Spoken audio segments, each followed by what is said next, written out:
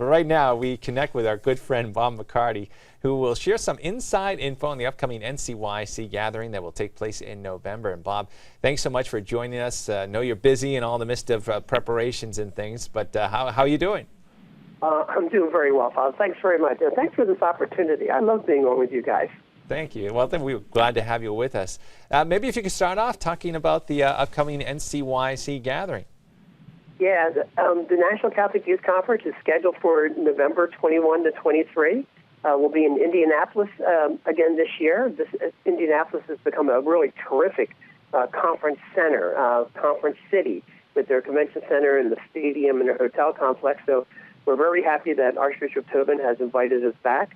We're looking forward. We think that we may have as many as 24,000, maybe more, participants at NCYC this year. So we're really looking forward to gathering the young church together in Indianapolis in November.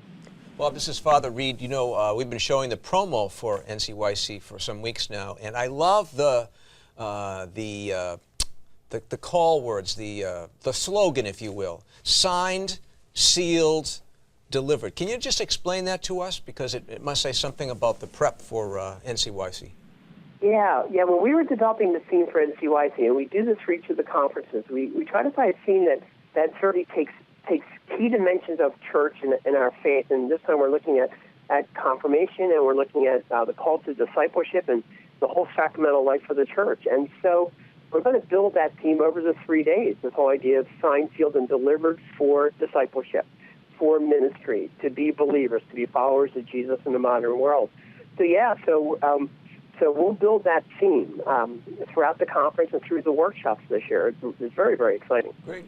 Yeah, we were talking earlier, Bob, about World Youth Day coming up in Rio and how teens and youth from all over the world are gearing up for that. But talk about the importance of having a youth event based right here in the United States.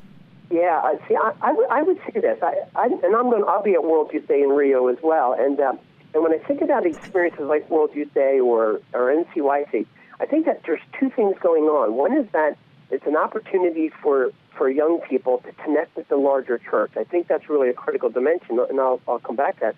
And the second dimension is I think it's really important for young people to celebrate being Catholic, to celebrate that universality of being Catholic.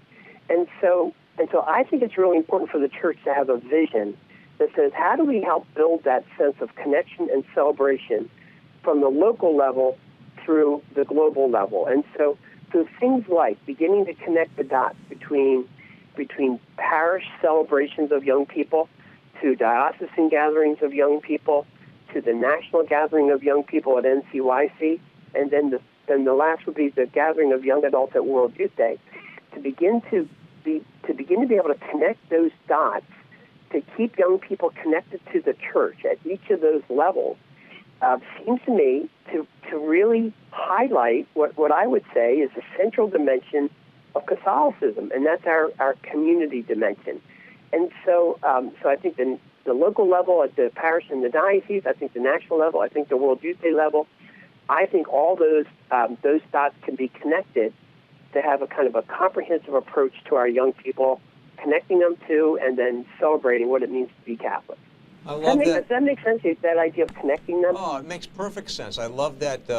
One of the reasons I love it so much is because it's very in sync with our mission here at Catholic TV, keeping people connected and celebrating their Catholic faith. Now, this event is held every other year, Bob, and Catholic TV has had some great experiences in Kansas City and in Indy. What can teens and participants in the young adult track expect during the event this time? Yeah, this is really interesting, and actually your question itself even highlights some of the changes that have happened in NCYC over the years. In 2011, we introduced live streaming of NCYC, and in 2011, for instance, we live streamed all the general sessions, and we actually were able to track that we had about 19,000 viewers from 93 different countries around the world watch part of NCYC. So NCYC indeed has gone international. It's no longer just national. And we were really struck that in 2011, we had viewers watching NCYC on the internet from China and from the Vatican. And so it just gives you a sense of just how universal NCYC has become because of the power of technology. So one of the big additions here is the use of technology to live stream our general sessions. I think NCYC is famous for its thematic park, and this year it's called Inspiration Junction. And Inspiration Junction is a massive exhibit hall filled with resources for youth ministry, resources for young people themselves to deepen their faith, and a whole host of interactive venues that allow young people to learn about the justice teachings of the church, our emphasis on service and discipleship, to learn about their faith, but to learn about it in interactive ways. And so I think that the thematic park is just one of those unique characteristics of NCYC. But this year, in that park, one of the interesting collaborations this year is something called the Helping Hands Project, that the Federation is combining with Catholic Relief Services to host what's called the Helping Hands Project. And our goal at NCYC this year is for young people to bag literally 100,000 meals for the homeless and for the hungry. And so during the conference itself, we will have set up in the thematic park in Inspiration Junction very long tables with all the food that is needed and directions on how do you bag a meal. And so we're aiming to bag 100,000 meals in the course of NCYC. So every year we just seem to be adding on these dimensions to NCYC to make it a unique celebration, I think, of the young church. That's great, Bob. And of course, Catholic Relief Services, what a great organization that is, and to be able to partner with them sounds like a great idea. And maybe if you could let people know, anybody interested in NCYC, how would they go about finding out more? Yeah, anybody who's interested, if they've never been, the first point of contact, I would say contact your diocesan director of youth ministry, because that's a primary contact, and they're organizing the delegations actually right now, planning ahead to November. If you're looking for some general information, I would point people towards the website, ncyc.nfcym.org. And in there, they'll see the program, they'll see the lineup, they'll see the presenters, they'll see all the different dimensions of NC. There's a really wonderful explanation in there for parents. If parents are looking to maybe go with their young people, we have this parent track now that is also live streamed, and parents might find that interesting.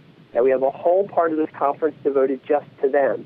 And so I think it's just NCYC just become a real celebration of the whole church. And so it's quite the experience. It really is quite the experience. That's great. Thanks so much, Bob. Great. We encourage people to check that out, the website as well. And just from looking at the pictures, we were watching some of the promos during the course of the conversation too. It looks like an incredible experience, and something that youth and young people will take away and encourage and cherish that for the rest of their lives. So thanks again, Bob, for staying with us. Thanks, Bob. Thanks, Bob. Thanks very much, Father Reese. Thank you very much, Kevin. Thank you very much for having me on this morning. Okay. God bless.